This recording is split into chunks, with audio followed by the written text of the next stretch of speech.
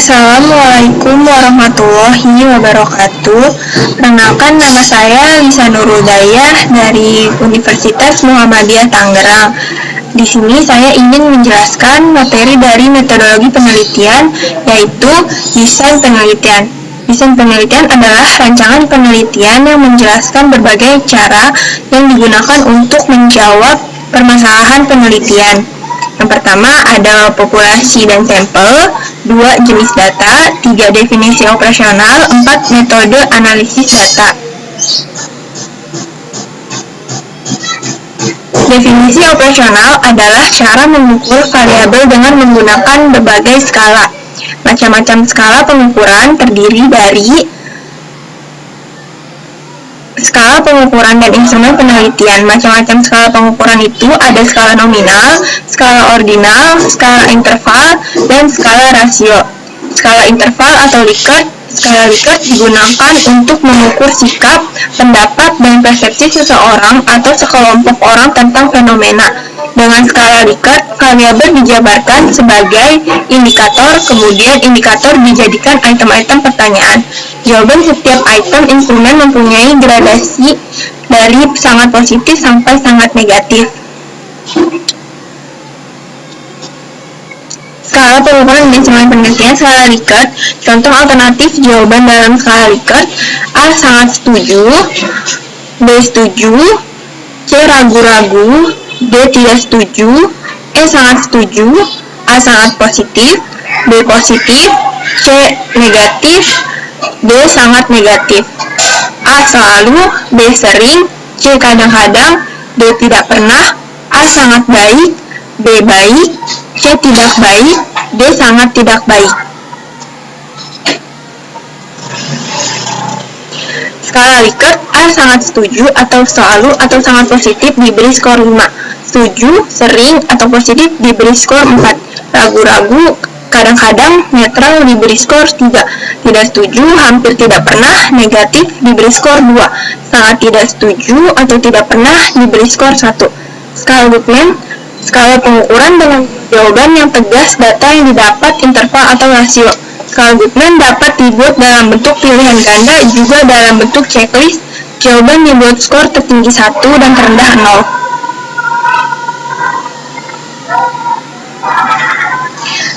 Skala nominal, skala pengukuran di mana angka tidak memiliki makna kecuali hanya sebagai pembeda. Contoh, hitam putih, KP Big 4, KP non Big 4, pria wanita, departemen akuntansi, departemen pemasaran.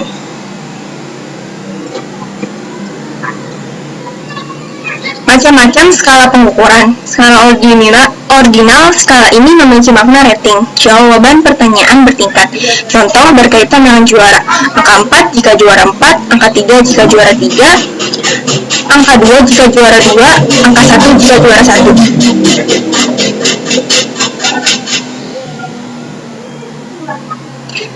Skala rasio, data yang dihasilkan berupa data rasio. Skala ini merupakan skala tertinggi dalam skala pengukuran. Contoh ROA, sama dengan laba bersih dibagi hasil total.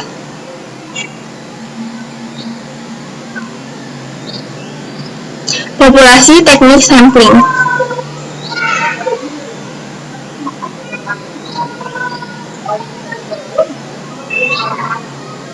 Populasi dan sampel. Populasi adalah wilayah generalisasi yang terdiri atas objek atau subjek yang mempunyai kuantitas dan karakteristik tertentu yang ditentukan oleh peneliti untuk dipelajari dan kemudian ditarik kesimpulannya.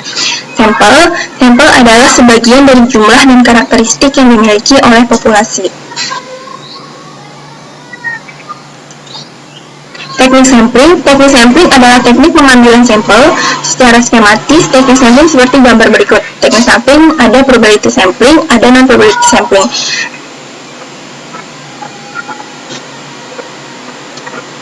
Teknik sampling yang pertama ada probability sampling. Probability sampling adalah teknik sampling yang memberikan peluang yang sama bagi setiap unsur atau anggota populasi untuk dipilih menjadi anggota sampel.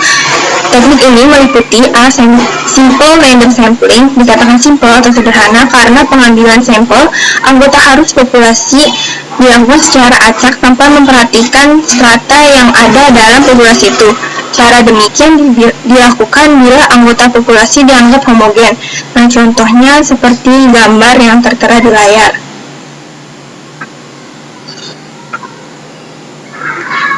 Yang B, ada proportionate stratified random sampling. Teknik ini digunakan bila populasi mempunyai anggota atau unsur yang tidak homogen dan berserata secara proporsional. Suatu organisasi yang mempunyai pegawai dari latar belakang pendidikan, maka populasi pegawai itu berserata. Contoh populasi dan sampel dari proportionate stratified random sampling ini bisa dilihat di layar.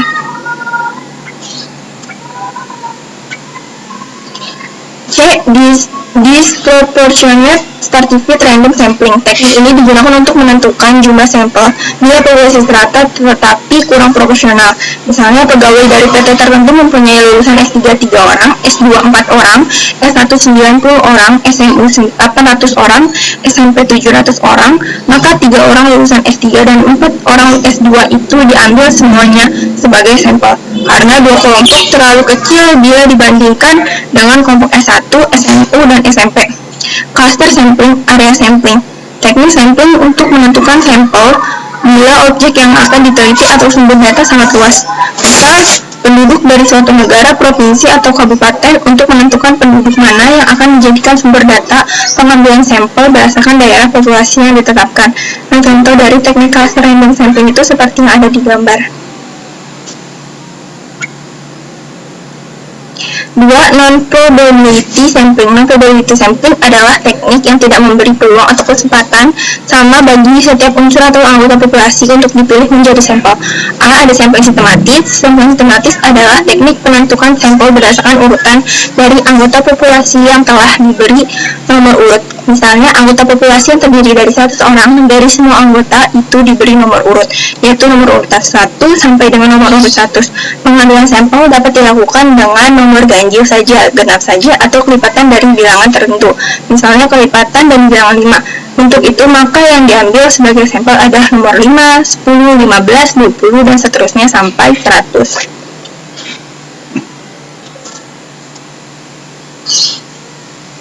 B. Sampling kuota. Sampling kuota adalah teknik untuk menentukan sampel dari populasi yang mempunyai ciri-ciri tertentu sampai jumlah kuota yang diinginkan. Sebagai contoh, akan melakukan penelitian terhadap pegawai golongan 2 dan penelitian dilakukan secara kelompok. Setelah jumlah sampel ditentukan 100 dan jumlah anggota penelitian berjumlah 5 orang, maka setiap anggota peneliti dapat memberi sampel secara bebas sesuai dengan karakteristik yang ditentukan golongan 2 sebanyak 20 orang. C. Ada sampling aksidental. Sampling aksidental adalah teknik penentuan sampel berdasarkan kebetulan, yaitu siapa saja yang secara kebetulan bertemu dengan peneliti dapat digunakan sebagai sampel bila dipandang orang yang kebetulan ditemui itu cocok sebagai sumber data.